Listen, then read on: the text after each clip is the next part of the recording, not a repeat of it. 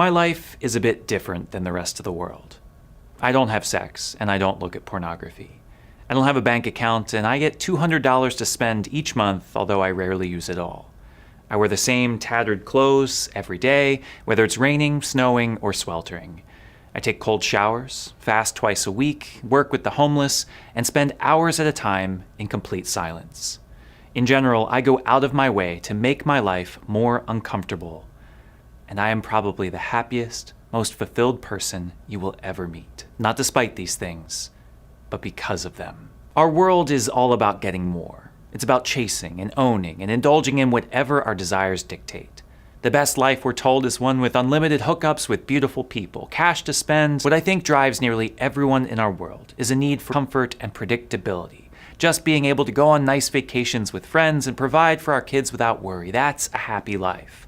We want to be in control to do what we want. But my question is this: how's that working out? For the person indulging in every impulse, has that brought you happiness? Like real happiness? For the person living a comfortable suburban life, has owning the latest gadget, living in a nice house, making decent money, brought your life meaning?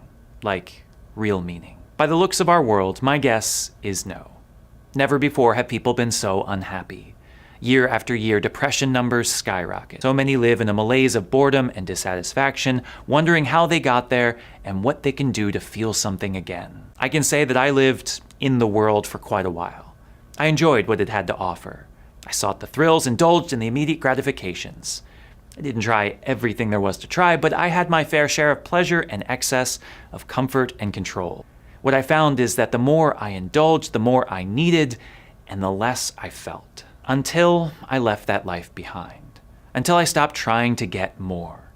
Until I decided to live a penitential life, letting go, giving up, denying myself earthly pleasures, to live a life that is grounded, disciplined, hopeful, and most of all, fulfilling.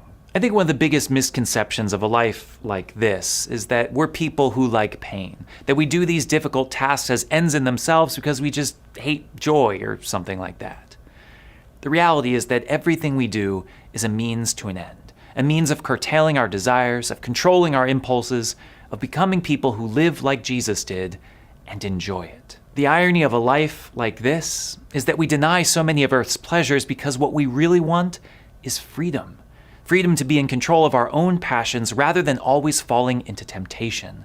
It's about disciplining our minds, our hearts, our bodies, and our attention spans so that we live the way we want rather than at the whims of the world. Isn't this fascinating? When you eat and don't do exercise and you live an undisciplined life, you become so unhappy. But the moment you start to be disciplined, train, eat right, your whole life starts to change. It becomes a life of joy and happiness. Isn't this fascinating? Making right, disciplined choices leads to far greater happiness than opulence. You can see this in the military. It's tough. The training's tough. The people are suffering. But at the end of the day, they're proud of themselves. They feel far better within themselves than if they just had a life of ease. At the heart of it all is the recognition that, left to our own devices, we are prone to sin, and we don't want that.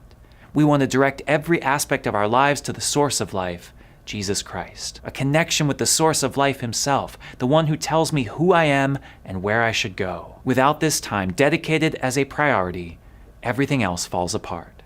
How quickly my life becomes about me when what I really want is to be about him. Which is easy to say, much harder to do. As our scriptures say, the spirit is willing, but the flesh is weak, and I know that my flesh is weak. As much as I say that what I want is to only do what is good, my body still calls out for things that do not fulfill. I'm talking about unhealthy foods, yes, but I'm talking about lust, drunkenness, laziness, self-indulgence of every kind. It doesn't matter if you've been a friar for 13 years. Those passions are alive in us all. And so, I try to curb those passions. I put limits on my body. I whip it into shape to strengthen my will and to remind me that I can resist temptation. A big part of this is fasting. Twice a week, I go meatless and eat sparse meals, enough to be sustained, but nothing else. No snacks, no desserts. I also try on those days to limit screen time to only essential things and to cut out all media, TV, music, movies. And the money, well, you don't really need that much. The moment I realized that I would never have the latest phone, the ability to go out whenever I wanted, was the moment I realized how little those things actually bring happiness. What a freedom it is to be content with what you have. And what do these two things get you? Where does humility and self-mastery lead? A life of goodness and service in the world. Free from the grips of lust, I can enter into relationships without worry of sexual tension or objectification. Without a need to be in control, I can serve at the will of others and make friends with anyone. No longer driven by ambition, I can spend my whole day with a homeless person, a student struggling with self-esteem, an elderly lady who's just lonely, and not feel that my day has been wasted. This is what the Lord has asked of me today, and so this is what I am happy to provide. Does this mean that I'm perfect now, that I never give in to temptation? Of course not. The reason I do this is precisely because I am still a sinner. Do I rigorously follow each of these things every day without a break? Hardly. During Easter and Christmas, times of celebration, I never fast.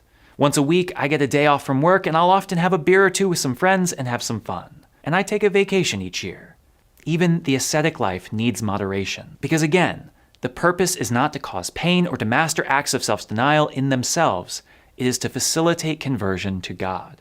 What I want more than anything else is for my life to be so dedicated to the will of God that what I want to do is to be of service. What I want is to help others. What I want is to make sacrifices so that the world will be a better place for the people I meet. Like someone eating broccoli for the first time after eating nothing but candy, there is no appeal to it at all. But that's not because these things are bad.